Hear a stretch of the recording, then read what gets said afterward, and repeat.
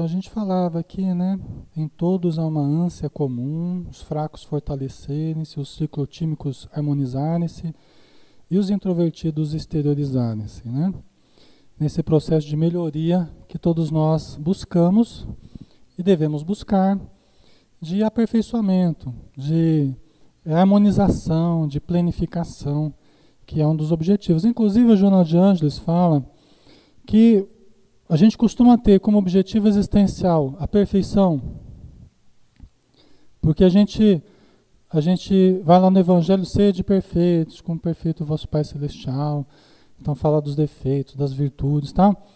E ela fala assim, olha, na verdade, o nosso objetivo aqui, nessa encarnação, não é sermos perfeitos. Nosso objetivo é nos planificarmos, é nos harmonizarmos. É muito interessante ela falar isso, não que o objetivo ao longo do tempo, não que a busca, que o desenvolvimento não vá levar a um aperfeiçoamento, vai. Nós vamos nos tornando o mais perfeito possíveis, né, de nos tornarmos. Agora, o que ela quer dizer, inclusive, esse termo perfeito, ele está muito carregado dos nossos vícios mentais e comportamentais, no sentido assim, de nós cairmos no perfeccionismo. Isso é muito comum. Então ela faz um questionamento, inclusive no ser consciente mesmo, a respeito da humildade, falando que essa busca de sermos perfeitos, muitas vezes tem feito com que nós criemos uma perfeição de fachada que não condiz com as dificuldades que nós vivemos no íntimo. Então, às vezes a gente persegue um ideal que está longe do real. Então, o que a gente vê assim, é preciso que nós aceitemos o real, que nós entremos em contato com a nossa realidade. Eu não quero sentir isso aqui, negativo, mas eu ainda sinto. Se eu não aceitar que eu ainda sinto isso, eu não tenho como mudar. Como que eu vou mudar numa coisa que eu nem aceito? Porque eu não posso sentir isso. Porque o espírita não sente isso. Vocês não sentem raiva, por exemplo, não é? Então, vocês são espíritas, e como bom espírita, vocês não podem sentir raiva, nem ódio, nem sentimento de vingança, nem inveja, nem ciúme. Oi? Tá sem som? Peraí, deixa eu... Oi? Não. Tá ligado. Tá sem som. Vai ver que caiu por algum motivo aqui. Pronto. Já vai voltar. Aí, ó. Olha lá. E... Voltou, né? Tá jóia. Então, nós precisamos aceitar que nós ainda temos certas dificuldades. Porque senão a gente fica com esse discurso, o espírito, o cristão não tem isso. O cristão não sente aquilo. Só que nós sentimos. Vocês não sentem? Vocês não falam? Quando vê já fez, quando vê já errou, já sentiu. Nós não queremos, mas nós ainda sentimos. Então eu preciso entender e aceitar para que eu possa trabalhar com o que eu estou sentindo. Eu não posso mudar o meu sentimento de uma hora para outra, mas eu posso mudar a atitude que eu tenho perante os sentimentos que eu tenho. Eu não posso mudar os meus sentimentos de uma hora para outra, mas eu posso mudar a minha atitude perante o que eu sinto. Então tá, olha, estou sentindo raiva, está subindo, estou ficando vermelho, né? Está me dando uma tremedeira. Eu estou assim, eu percebo, eu aceito que eu estou assim. O que eu faço com isso agora? Aí eu posso fazer uma prece, posso ler um livro, posso conversar com alguém, posso respirar fundo, me acalmar. Até para eu fazer isso, eu preciso perceber, eu preciso ter consciência do que eu estou sentindo, no aqui e no agora. Eu preciso ter uma consciência corporal, né? Tem muitas pessoas que não têm uma consciência corporal. Até para a mediunidade é importante a consciência corporal. A gente precisa se sentir. A gente precisa sentir o corpo, se acostumar a sentir o próprio corpo. Quantas pessoas sentam para comer e abaixam a cabeça e vai? né? Aí levanta um pouquinho para ver. Uma vez eu estava num encontro assim, de psicologia, eu não lembro o que que era. Eu estava comendo com as pessoas, né? Aí tinha uma menina assim, ela estava olhando, olhava para um lado, olhava para o outro, né?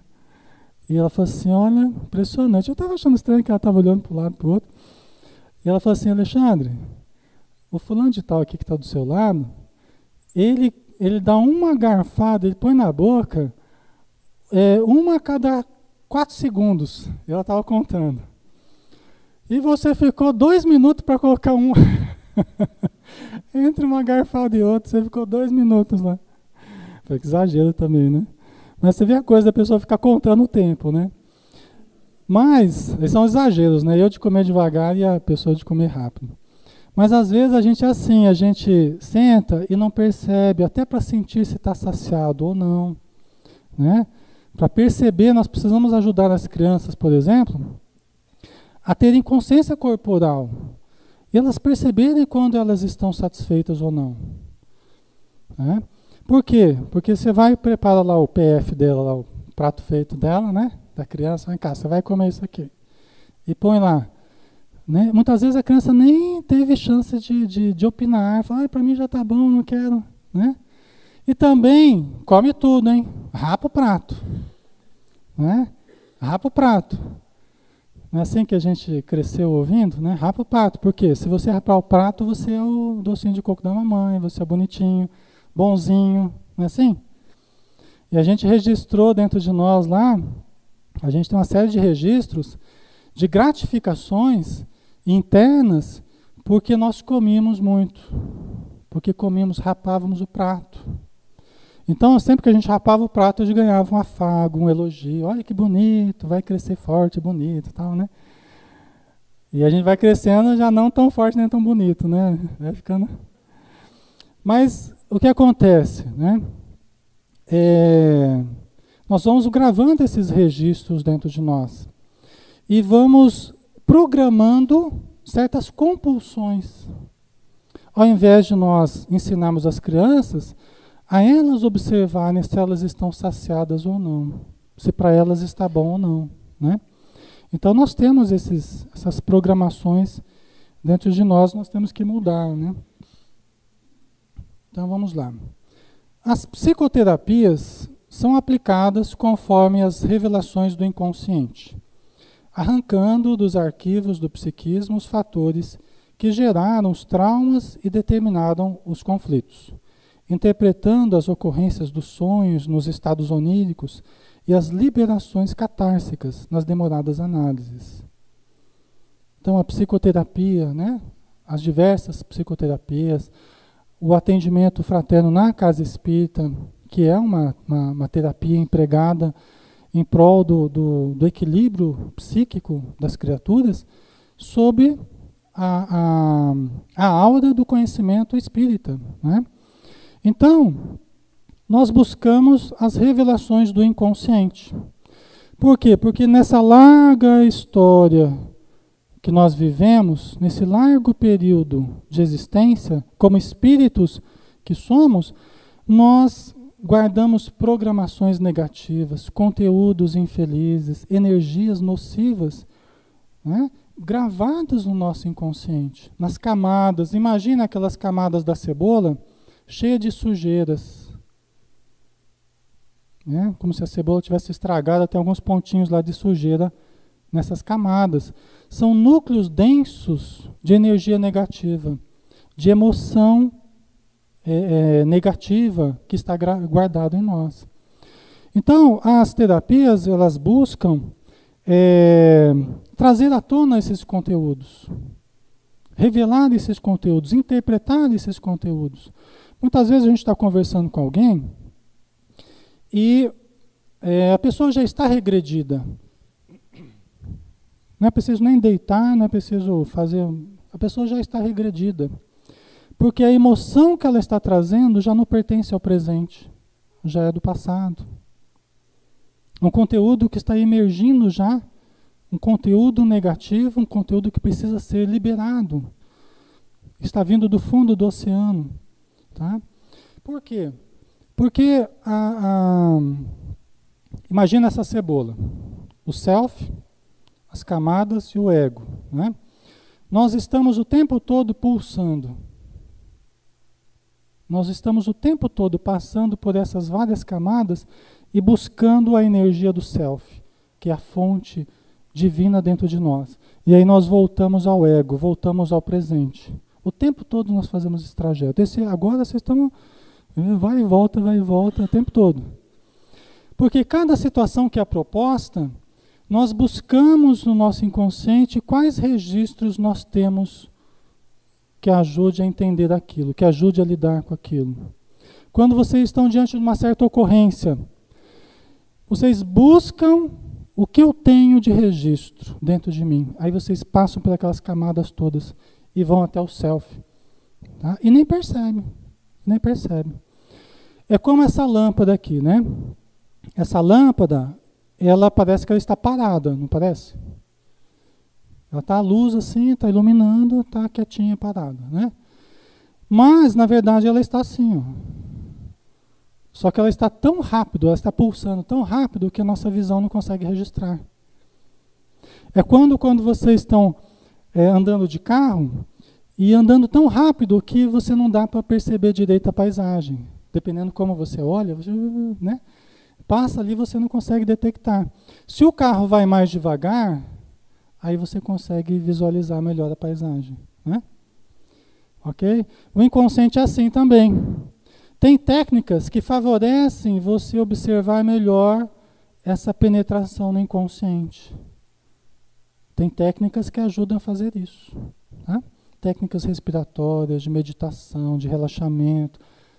Tem várias técnicas que ajudam você a diminuir o ritmo, a frequência do cérebro. Né? Você entra em alfa, você começa a observar melhor esse trajeto. As terapias regressivas, por exemplo, elas fazem isso. Elas favorecem essa visualização desse trânsito que normalmente a gente não percebe. Tá? Ok? Oi?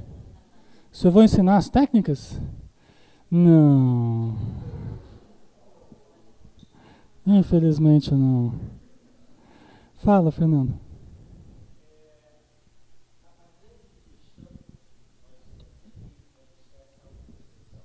Certo.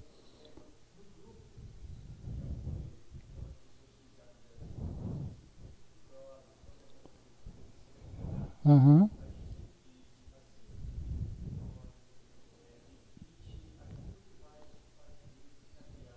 Então deixa eu só traduzir aqui para o pessoal que está online, né? Você está falando que no grupo de apoio a usuários, né, que você participa, você ajuda a pessoa a se conscientizar de não dar o primeiro gole. É isso, né? Tá. De evitar o primeiro gole. Tá.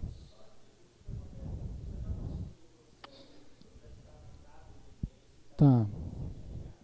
Tá. Ela já passou pelo processo, já está na dependência, está precisando se desligar do uso. Aham.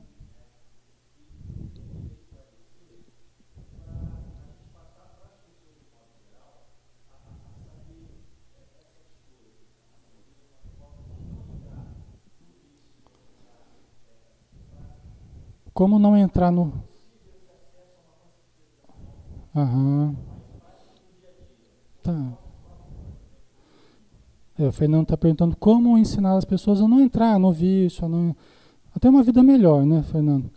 Na verdade, Fernando, todo o conhecimento espírita vai falar disso, né? Toda a terapêutica utilizada na casa espírita fala disso, né? São técnicas, são conceitos, são práticas curativas e são práticas preventivas também, né? Porque os conceitos, para quem não está fazendo uso de uma droga, para quem não está errando num determinado aspecto, às vezes houve questões aqui que ajudam a se fortalecer ainda mais, né? E outros que já estão errando em certos aspectos começam a se motivar a mudar, né? Então, na verdade, tudo que a gente tem usado no Espiritismo, ele leva a isso. O aproveitamento das pessoas varia muito. Por exemplo, o passe é uma técnica excelente, né? A prece, o uso da prece constante é excelente. A meditação é um recurso também ótimo, que a Joana Jones não tem cansado de falar a respeito disso, né? São técnicas tanto curativas quanto preventivas. Porque, na verdade, tudo que a gente faça no sentido de nos autodescobrirmos, no sentido de estimular a atividade superconsciente, estimular o self, né, de encontrarmos o que há de mais elevado dentro de nós, é algo que previne e é algo que trata também. Entendeu? Porque, veja bem, nós estamos lá cultivando ideais superiores. E, de repente, a gente começa a se deixar levar por certos conflitos, certas preocupações que nos fazem cair para a zona consciente, para as preocupações mais imediatas, né? E aí nós não conseguimos nos sustentar nessa zona consciente, a gente acaba despencando para a zona dos instintos, né? Então, o Calderaro, até no livro No Mundo Maior, ele fala que todo o nosso esforço é de ascensão. E todos esses recursos que a gente usa são recursos de espiritualização, que buscam sublimar o nosso comportamento, sublimar o nosso pensamento e o nosso sentimento. Você entende? Então, na verdade, tudo que a gente está falando aqui vai ter uma função terapêutica, né, Fernando? Tá? Não dá para dizer essa técnica ou aquela vai ser a técnica que, se você fizer, você não vai entrar. Entendeu? Não dá para a gente dizer isso, né? Agora, uma estrutura de vida o mais fortalecida possível. Você estimular, por exemplo, nos seus filhos, uma estrutura de vida o mais fortalecida possível. Contato com o conhecimento espírita, com o evangelho, conhecimento espiritual, uma prática na casa espírita, o contato com os jovens, o evangelho no lar, a leitura espírita.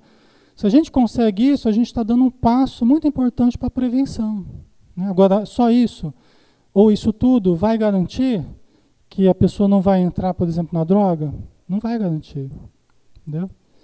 Então, não existem fórmulas mágicas. Existe o empenho individual e o aproveitamento dos recursos que a gente tem. Tá? Então, pessoal, aqui, né, as revelações do inconsciente, os arquivos do psiquismo, os fatores que traumatizaram, tudo isso vem à tona num atendimento fraterno, por exemplo. Isso tudo vem à tona. Não precisa ser um psicólogo, não precisa ser um profissional para você lidar com isso tudo. Tá? Às vezes, numa conversa na casa espírita, você vai ter que lidar com a catarse. O que é a catarse? É a liberação desse conteúdo através do choro, às vezes através da raiva, inclusive. A pessoa fala a coisa com uma ênfase, mas deixa eu falar, porque ela está colocando para fora aquele sentimento que estava guardado há muito tempo, né? Quantos sentimentos que não puderam ser expressos na infância, porque diante dos pais, diante das figuras de autoridade, de poder, não conseguiam se expressar. Porque você fala, você... mas eu quero... Não fala nada. Fica quieto. Não chora. Aí, né? Engole o choro, né? Mas não é assim que a gente faz com as crianças, né? Não, talvez alguém fale que não. Que bom, né? Mas na nossa cultura, o que predomina é isso, né? É um fator coercivo, né? E aí eu não expresso esses sentimentos. Eu não expresso essa emoção. E essa emoção, ela fica guardada. E depois ela acaba virando sintomas físicos ou emocionais.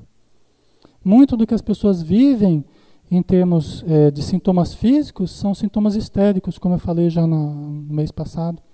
A histeria como aquele conteúdo que não se expressou na hora, que a pessoa guardou, que a pessoa reprimiu, depois se desloca e aparece num outro momento, em forma de somatização.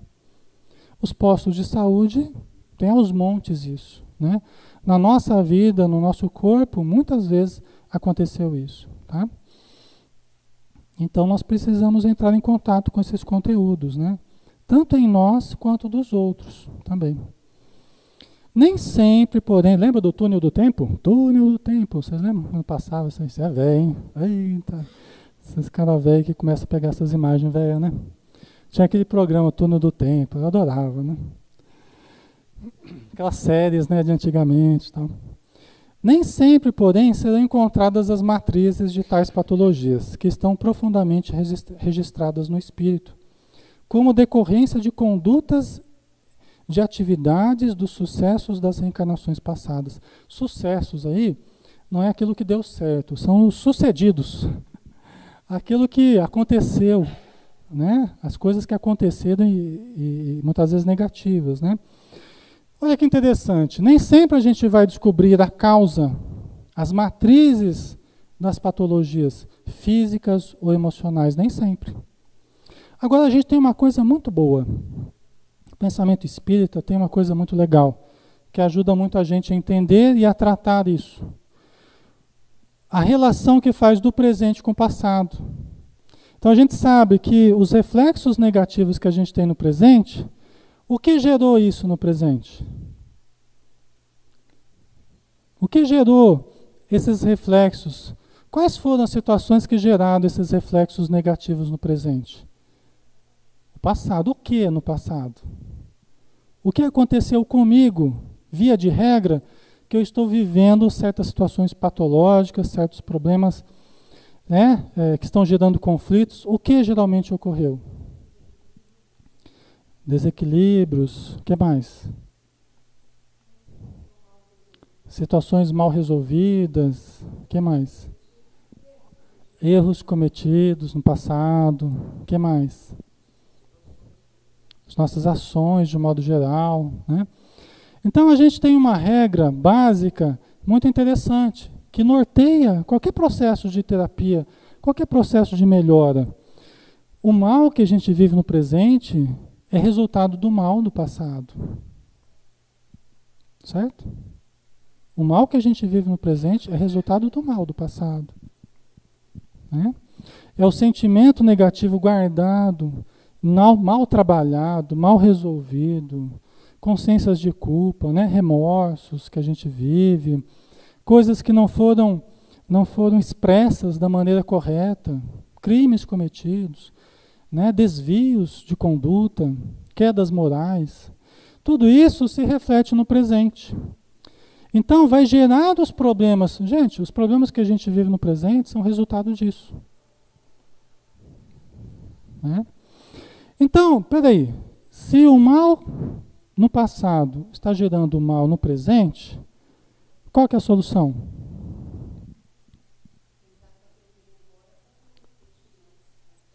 Exatamente.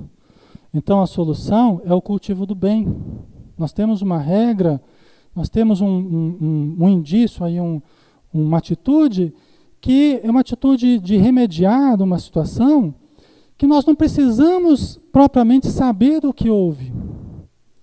Você buscando o bem, fazendo o bem, pensando bem, querendo o bem, multiplicando o bem, você pode ter a certeza absoluta de que as suas dificuldades elas estarão sendo trabalhadas.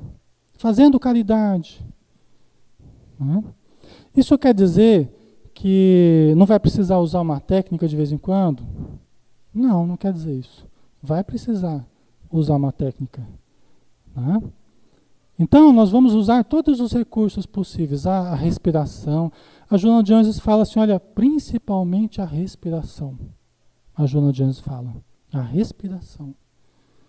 A respiração, pessoal, mexe com o pulmão, né?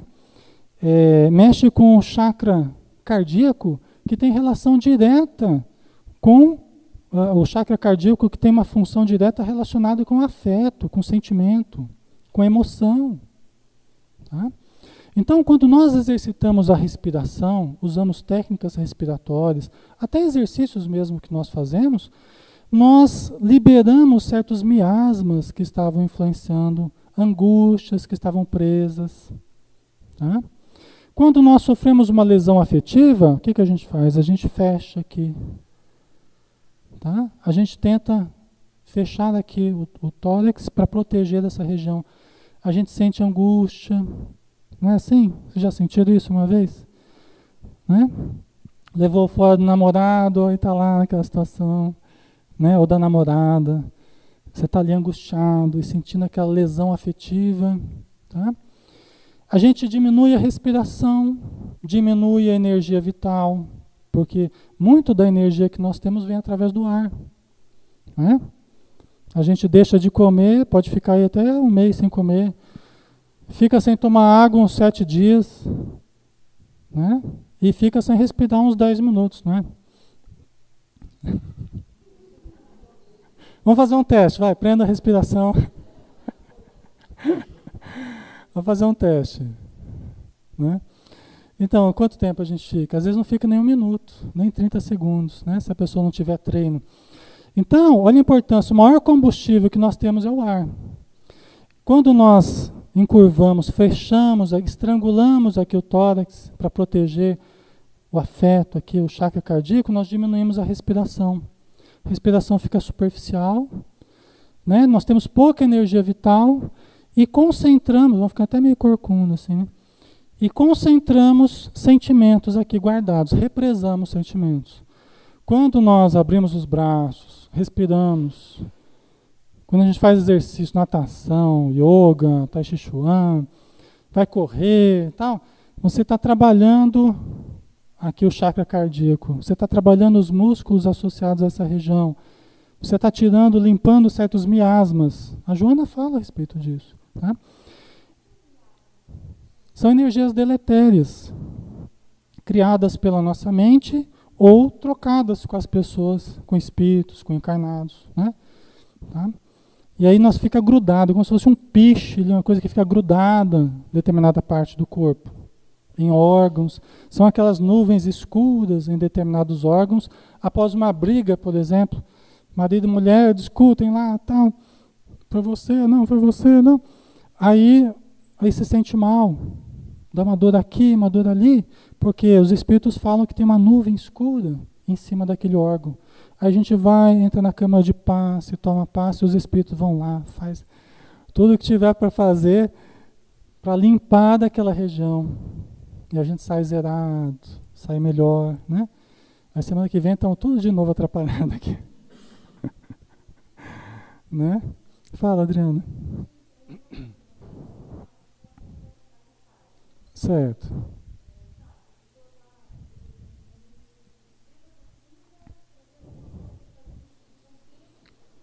Tá.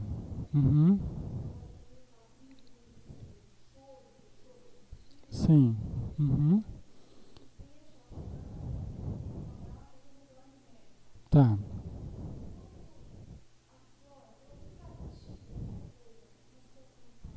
Uhum.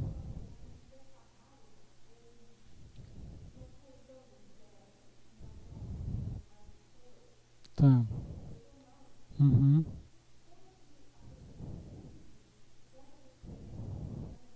Certo.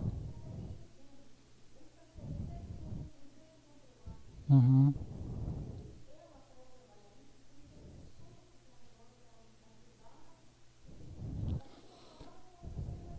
Tá. Então a Adriana está perguntando que, tudo bem, existem as catarses, às vezes um choro e tal, né? Muitas vezes a pessoa se permite expressar, isso é bom, tal. Mas muitas vezes tem atitudes agressivas, né, Adriana? E como a família vai fazer com isso? Vai deixar que expresse a agressividade, vai sair quebrando tudo, né? Não. Aí a gente tem, Adriana, que tem que ter limites, né? Limites, assim, para essa expressão. Coloca em risco a vida da pessoa, a vida de outros, né? A expressão de raiva verbal, a expressão de raiva física, né? Você não vai deixar que uma pessoa saia batendo nos outros em casa só porque ela tem que expressar a raiva, né? A Joana Jones fala assim, olha, joga pro corpo isso. Joga pro corpo. Tem pessoas que têm necessidade de fazer mesmo um treino de boxe lá, tem necessidade. Tá? Tem necessidade de pôr para fora, vai, né, dar um murro no saco de pancada. São formas de expressar certos sentimentos. Mas, por exemplo, na hora aconteceu disso eclodir, de emergir no comportamento da pessoa, a gente tem que conter, né? Deixar que ela expresse até certo limite, mas conter para que não coloque em risco a saúde dela e a saúde dos outros. Tá? Então isso é uma coisa que não tem como a gente fugir, tá? A não ser que você tenha em casa um quartinho preparado para isso, né? Tipo assim, a prova de som, a prova de chute, de tudo, né? Mas nós não temos essa estrutura. Então aprender a se controlar, o como expressar e até onde se controlar, isso aí tem que ser exercitado uma disciplina interior, tá? A pessoa tem que aprender a se disciplinar nesse sentido, tá? Aham, tá. Uhum, tá. Certo.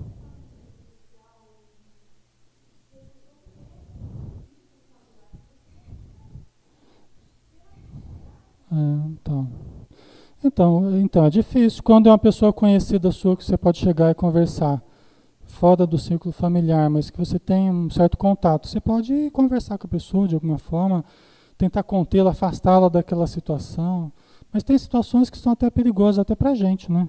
Às vezes a pessoa está com uma faca partindo para cima do outro, tá? Então a gente precisa tomar cuidado também o que a gente vai entrar, né? Agora, quando é uma pessoa que você não tem nenhuma relação, inclusive, você não tem contato com a pessoa, o que a gente pode é orar pela pessoa.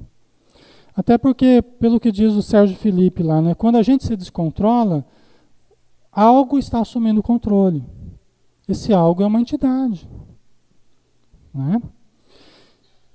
Pode ter a ver com conteúdos do passado meu? Pode. Esse conteúdo está emergindo, mas está sintonizando com esse conteúdo também uma entidade que se aproveita daquela subpersonalidade que está emergindo, entendeu? Está gerando uma fácil sintonização dos conteúdos anímicos com o conteúdo mediúnico, entendeu? Então aí tem que trabalhar, aí precisa de um trabalho assim de terapia, precisa de um trabalho de autoconhecimento, para que se tenha uma atitude menos remediativa e mais preventiva, né? Porque na verdade é isso, né? Precisa mudar o contexto para não ficar apagando incêndio, mas ter uma atitude de prevenção para não ficar pegando fogo, né, nas coisas. Fala, pai.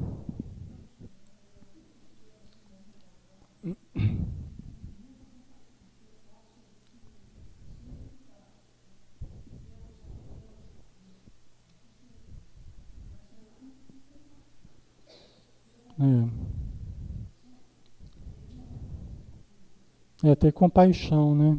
É muito importante, nessas situações, o sentimento de piedade, compaixão realmente é bem importante, né? Para a gente manter, né, pai? Manter acima da vibração, porque senão a gente passa a entrar no fenômeno. O fenômeno é aquela briga que está acontecendo. Eu tenho que exercitar, ficar fora do fenômeno. Porque senão, daqui a pouco eu estou ali no meio do fenômeno, eu estou atuando também junto daquela vibração. Isso é uma das coisas mais difíceis que tem. Assim, de exercitar, quando o circo está pegando fogo, a gente até vai para ajudar, fala, gente, quando vê a gente já está botando fogo também na... Você vai com a melhor intenção, né? Mas aquela energia é tão contagiosa, e é contagioso mesmo, é tão contagioso que a gente vai ficando irritado e os espíritos aproveitam também, a gente entra no meio do circo, né? Você fala assim, né? Entrar em prece, que é um material isolante.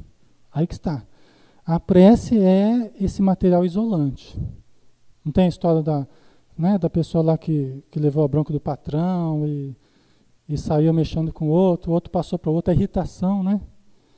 Até que chegou, um chutou o cachorro foi e mordeu um outro, e a irritação foi passando de pessoa em pessoa até que chegou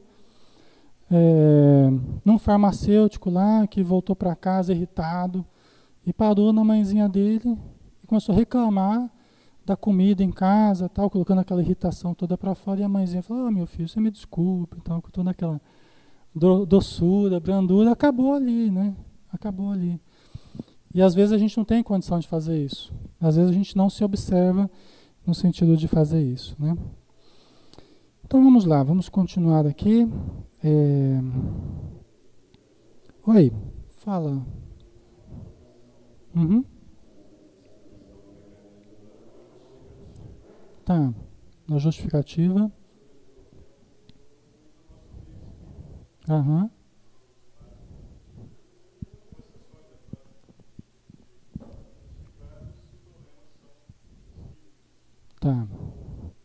justificando como se fosse a influência dos espíritos, né? Isso, exatamente. Aham. Isso mesmo. Uhum. É aquela síndrome. Aham. É.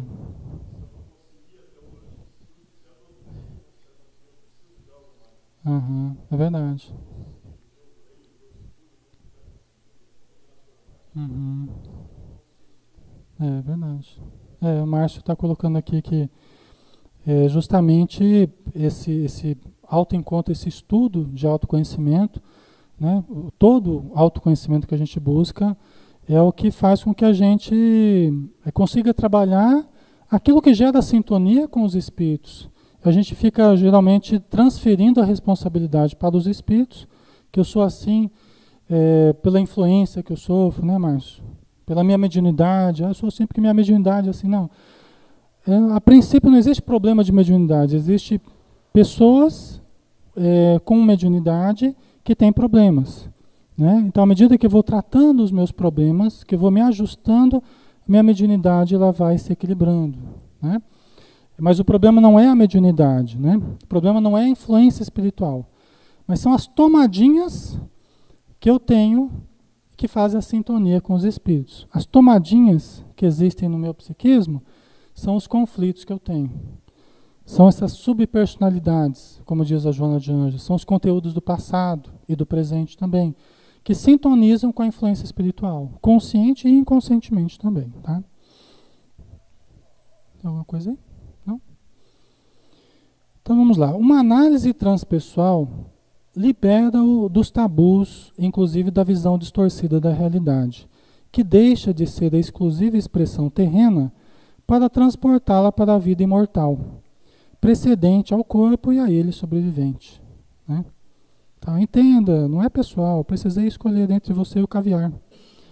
Né? Escolheu o caviar e está dispensando o homem. Né? O pezinho na traseira dele, né? Mas não dá para ver direito, né? Aqui vai despedir o cara ali. Pessoal, entenda bem, não é pessoal, né? Precisei escolher entre você e o caviar, né? Então, assim, só representando a ilusão que nós vivemos na vida material e como que a gente tem essa visão distorcida da realidade, do que é essencial na vida, né? E uma análise transpessoal, uma análise espiritual, faz com que a gente entenda o que é essencial de verdade, né?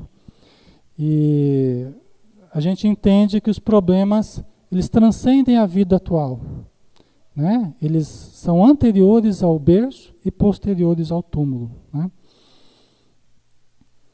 Demonstrando que o êxito, o triunfo, o fracasso, o insucesso não se apresentam conforme a proposta social imediatista, porém outra mais significante e poderosa. Quer dizer, o que é êxito, o que é triunfo, o que é fracasso, o que é insucesso? Né? Não é como a sociedade tem colocado. Na visão espírita, na visão transpessoal, não é da maneira como a sociedade tem colocado, como a gente viu durante todo esse trajeto aí. Não é a proposta imediatista. Não dá para avaliar as pessoas pela aparência somente, né? Pelas contas bancárias. Né? Não dá para avaliar apenas pelo conhecimento que a gente expresse.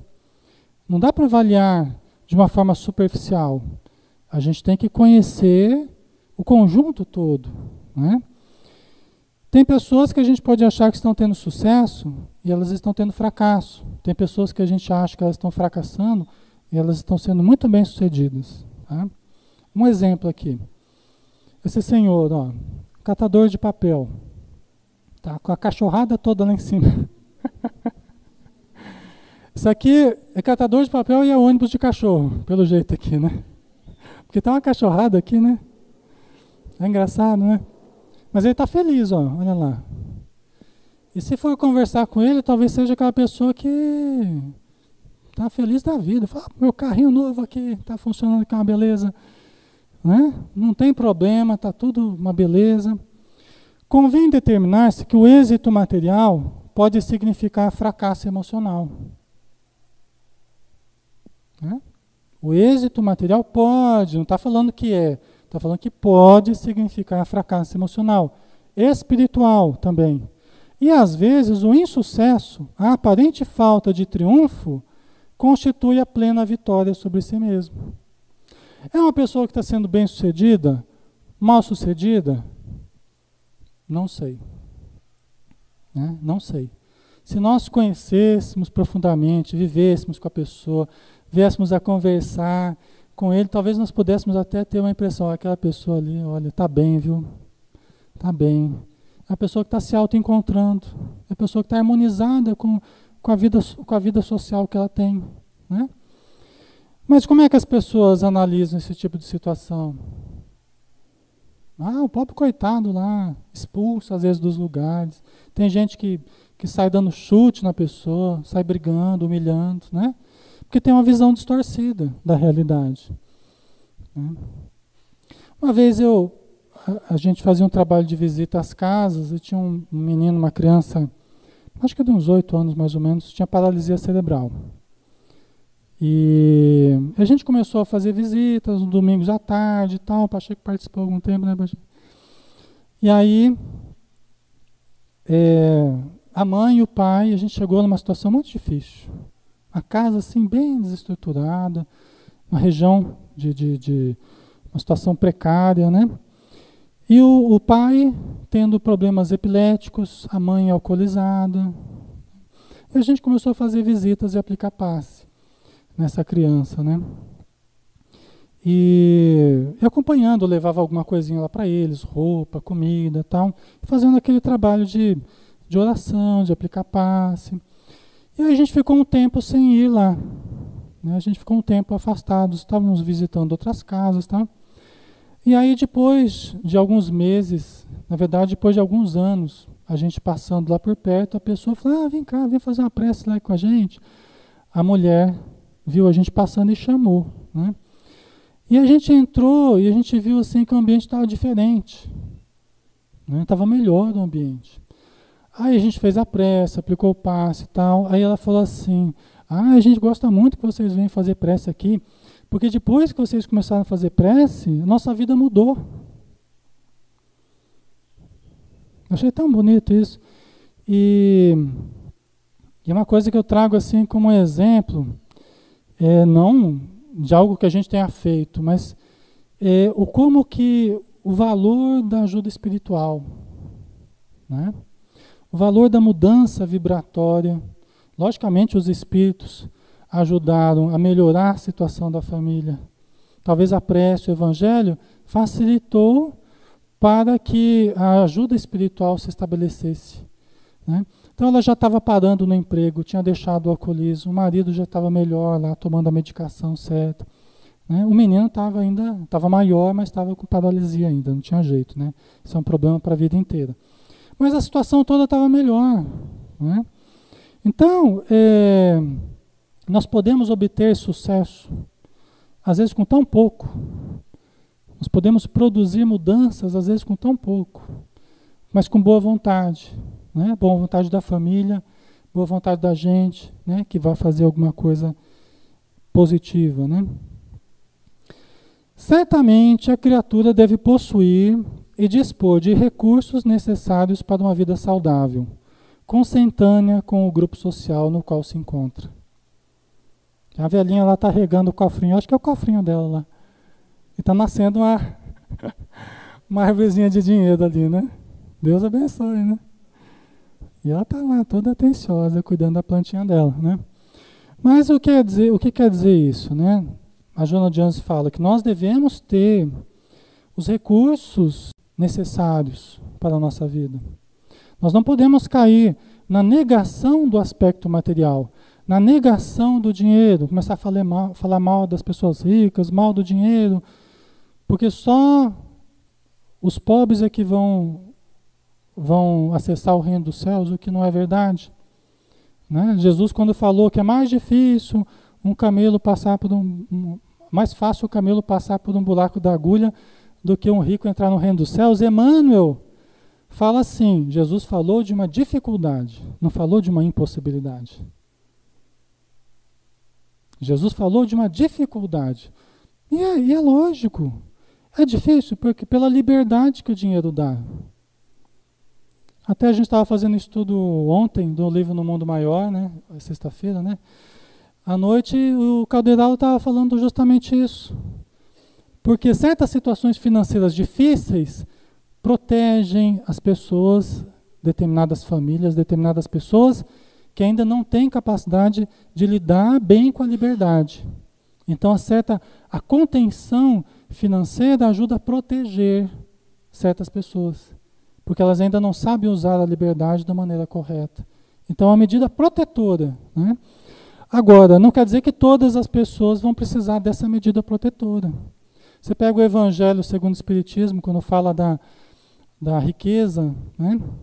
Não me lembro exatamente o nome do tópico lá, que fala assim, então fica provado que a riqueza é fator de progresso.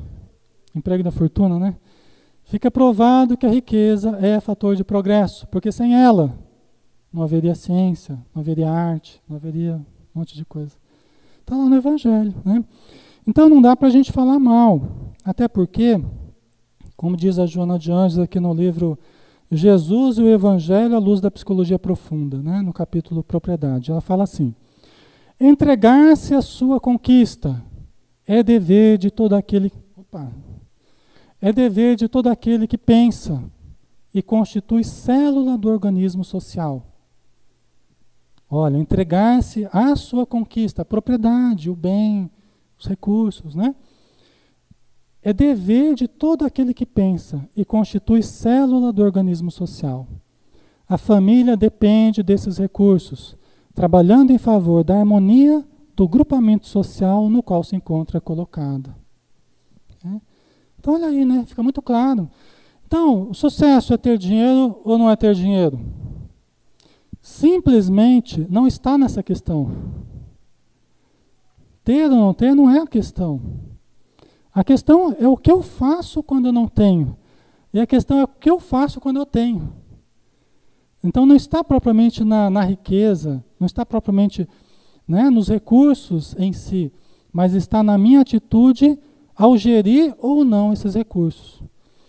Os Espíritos nos explicam assim, a pessoa que não tem condições financeiras, qual que é a maior tentação dela? Qual que é a maior tentação dela? Quando ela não tem dinheiro? Oi? Não, quando ela não tem dinheiro, qual é a maior tentação? Ela não tem dinheiro para gastar. Oi? A maior tentação dela... Roubar de alguém que tem? A maior tentação dela é não se revoltar. Né? Porque a experiência da falta, frequentemente ela vê os outros tendo, ela não tem, ela vê a televisão falando isso, propaganda daquilo. Vai criando uma tal revolta, uma indignação, e muitas vezes ela parte para a roubada, ela parte para... Né? Então, dizem os Espíritos que a maior tentação da pessoa que não tem recursos é a revolta, não se entregar à revolta. E qual é a tentação de quem tem? Oi? A maior tentação de quem tem muitos recursos é usar bem o que tem. É não usar a liberdade de forma excessiva, não exagerar, né? Uma atitude muito pródiga, muito... Né? Sair gastando por aí de uma forma inconsequente, inconsciente. Essa é a maior tentação, né? Então, em todos os casos, inclusive, dizem os Espíritos que é maior a tentação de quem tem do que quem não tem. Pelas atrações que os recursos proporcionam. Né? Isso quer dizer que então a gente não deve buscar o conforto, não deve buscar a melhoria, não deve... Não quer dizer isso. Quer dizer que junto com essa busca, nós temos que fazer também uma reforma. Disciplinar escolhas, pensamentos, sentimentos, não é? O problema não está em adquirir, o problema está em nos mantermos equilibrados com aquilo que adquirimos. Né? Aí, o tio Patinhas aí. Né?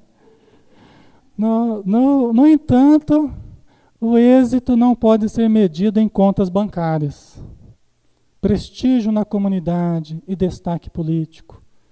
É o que a gente mais faz, a gente mede o sucesso das pessoas visualmente, né? Geralmente visualmente, né? E aí o destaque político, as contas bancárias, né? O modo como a pessoa se apresenta, a gente avalia se ela está tendo sucesso ou não. Da mesma forma, não é factível definir-se por fracasso a ausência desses troféus. Tá certo, né? Simplesmente porque sucesso e fracasso não estão no ter ou não ter, né? Nós podemos ter em ambas as situações. Eu já conheci, por exemplo, pessoas de muita condição financeira, mas pessoas que deixam a gente lá para trás. A gente se sente humilhado quando a gente está perto delas, de tanto amor que elas têm, né?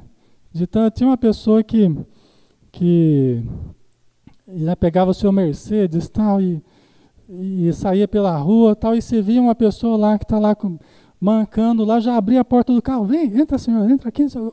Aí a pessoa sai mancando achando que é alguém que está querendo raptar. Né? A pessoa que estava mancando saiu correndo com medo que estavam querendo raptar ele, né? Mas é porque o cara é tão generoso que ele via alguém lá, qualquer dificuldade já punha para dentro do carro, né? E às vezes a pessoa assusta, né? Mas e vai visitar as casas lá e pega a criança tudo sujo lá, tudo não sei o que, ele pega e no colo e brinca, né? É uma pessoa que tem muitos recursos, mas que não perdeu a simplicidade, não perdeu o amor, a caridade, né? É um exemplo para todos nós, né? E tem muitas pessoas assim. Os homens e mulheres plenos, vitoriosos de todos os tempos, venceram-se, completaram-se e sem qualquer tipo de conflito optaram pela realização interior. Por um motivo ou por outro, só coloquei pobre aqui, né? Me desculpe, assim, essa não foi a ideia, né? Senão eu estou passando uma ideia também que só a pessoa que não tem recurso que, né, venceu a si mesmo, né? Até um hábito que a gente tem, né? O Chico Xavier, o Gandhi, a Irmã Dulce, o Divaldo, né? São todos seres iluminados, que a gente sabe, e tem uma porção de outros aí, com dinheiro ou sem dinheiro, mas que venceram-se a si mesmos, né? E cada um deles, na sua área, conseguiu vencer ou está vencendo, né? Completaram-se, sem qualquer tipo de conflito, optaram pela realização interior. A visão transpessoal do êxito e do fracasso está íncita na pessoa interior, real, a criatura harmonizada consigo mesma, com as outras pessoas e com a natureza e a vida. Né? No aspecto mental, físico, emocional, espiritual, né? O desenvolvimento do ser. Em todos esses aspectos, né? Harmonizada consigo mesma, com as outras pessoas, com a natureza e com a vida. Nós temos que avaliar o quanto eu estou harmonizado comigo mesmo, o quanto eu estou harmonizado com o outro, o quanto eu estou harmonizado com a minha vida, com a natureza, por exemplo, o aspecto ecológico. Às vezes eu posso ser muito bom com as pessoas, comigo mesmo, tal, mas eu estou em desarmonia com a natureza. Pode acontecer, né? Estou gastando recursos de uma forma imprevidente, né? Não faço a minha parte no sentido ecológico, por exemplo, né?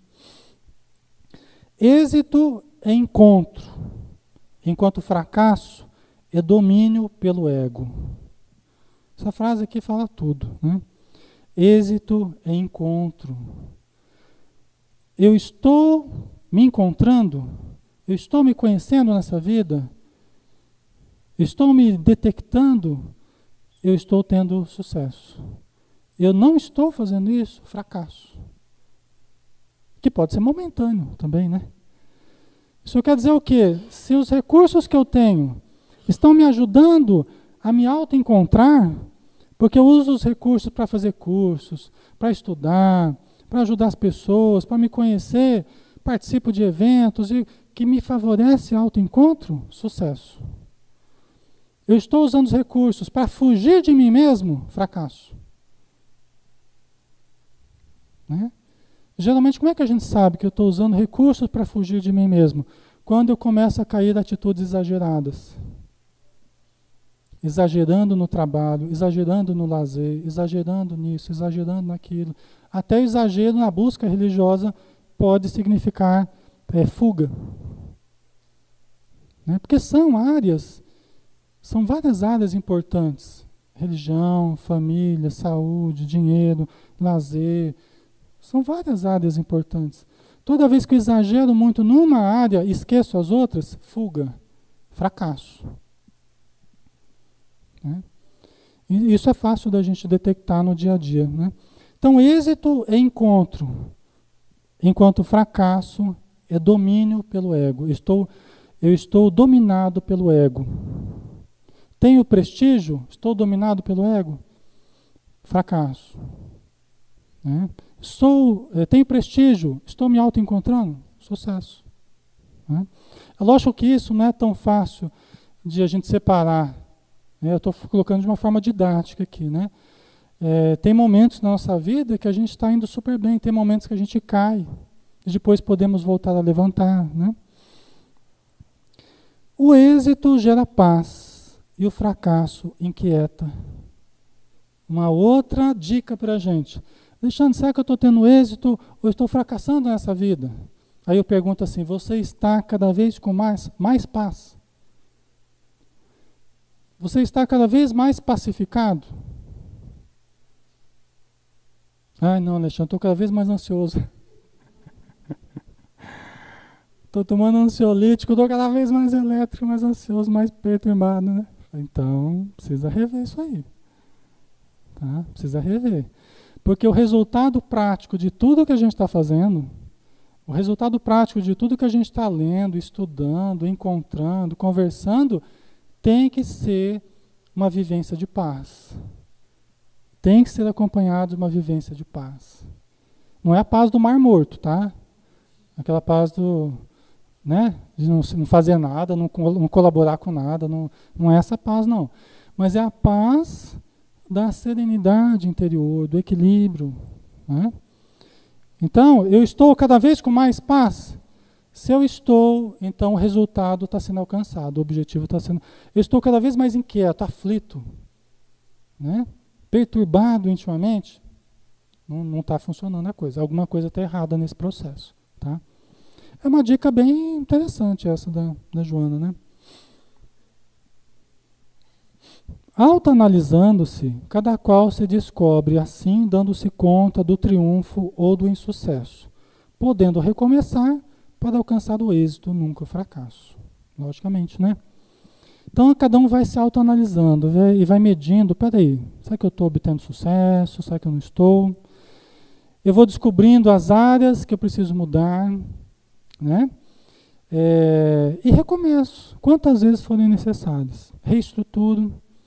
Às vezes a gente faz algumas atividades e aquelas atividades parece que já estão perdendo o gosto para a gente não está vendo mais, parece que não está vendo crescimento mais com aquilo que me trazia tanta alegria, tanta felicidade, tanta planificação, agora parece que está uma coisa morna, sem graça, né? Talvez seja a hora de mudar. Talvez seja a hora de buscar sentidos novos, significados novos. Tem que haver uma constante ressignificação. Porque os significados têm prazo de validade. Tem coisa que vai vencendo. Entendeu? Tem coisa que vai vencendo. E nós temos que estar sempre buscando significados novos. Conhecimentos novos. O estudo ajuda muito nesse processo. Tá? Porque faz a gente lembrar de certos significados. Que senão a gente vai perdendo, vai entrando naquela monotonia e vai perdendo. Daqui a pouco mediunidade entrou numa coisa morna, daqui a pouco caridade entrou numa coisa morna, daqui a pouco estudo entrou numa coisa morna. Por falta da gente estar sempre buscando estímulos novos, né? Estudos novos, modos de fazer as coisas diferentes. Né? Então eu sempre gostei dessa coisa de criar alguma coisa nova, né? Porque isso sempre me motivou. Quando eu estou meio cansado, eu percebo quando certa área já deu o que tinha que dar. Eu percebo assim quando certa área já não me traz mais estímulos. Então eu busco uma outra área para me motivar para continuar caminhando. Né? E é isso, pessoal. Nós acabamos um pouquinho antes do horário, né? Mas nós agradecemos a presença de todos, tanto na internet, também os nossos irmãos que estão participando, quanto vocês que aqui estão. Tá? Eu acho muito importante, eu gostaria de frisar, a importância de vocês virem aqui. Tá? Tem muitas pessoas até que começaram vindo, agora não estão vindo mais, até pela facilidade que eu coloco todo o material online, né? Então, pessoal, eu estou indo embora, mas eu vou ver o material online, né? Beleza, né? Só que é muito importante, eu valorizo muito vocês estarem vindo aqui. Então, eu agradeço de coração, porque nos permite realizar esse trabalho.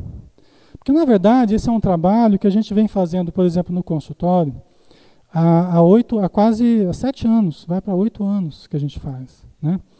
Então, só que lá a gente tem atingido uma população justamente que o online, o acesso é muito fácil. Então tem muitos estudos assim que a gente tem feito há muito tempo.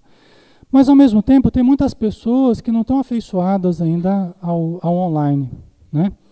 E até para que essas pessoas tenham acesso, e até para que a gente possa fazer esse estudo e ficar gravado, é importante que haja esse evento, né?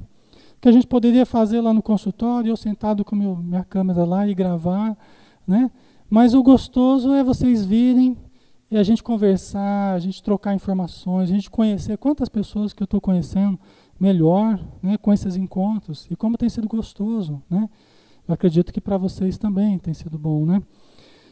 Então eu peço a vocês que ajudem a divulgar também, ajudem a trazer mais pessoas para que a gente possa manter esse trabalho, né, empolgante, gostoso, e a gente possa aproveitar então esses momentos para fazermos as reflexões necessárias, tá?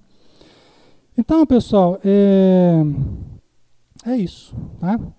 Vamos fazer a nossa prece de encerramento, convidando a todos novamente para orarmos, agradecendo a Jesus por mais esta oportunidade, agradecendo aos Espíritos que coordenam este trabalho, os Espíritos que coordenam essa casa, que nos permitem, por acréscimo de misericórdia, algo realizarmos em prol da doutrina, em prol de nós mesmos, em prol de todos aqueles que convivem conosco, porque nos melhorando, Senhor, sabemos que todos aqueles que estão ao nosso redor de alguma forma se beneficiam e conseguem também um pouquinho de paz, talvez a paz que nós sentimos aqui, talvez o aconchego deste momento que nos dê uma condição diferenciada para conversarmos, para refletirmos junto aos nossos familiares. Por isso, Senhor, nós pedimos que abençoe o nosso lar, abençoe os nossos familiares, todos que lá estão, o nosso trabalho e todas as pessoas que fazem parte da nossa vida, que onde nós estivermos, possamos levar uma aura iluminada de bons pensamentos, de bons sentimentos, de conceitos elevados, que venham a gerar harmonia onde estivermos. Muito obrigado por tudo, Senhor. Abençoa todos que aqui estão, de retorno aos seus lares, na estrada, que possam ser acompanhados pelos bons espíritos que aqui estão. Obrigado por tudo, que assim seja. Então, muito obrigado, pessoal. Bom final de semana para vocês.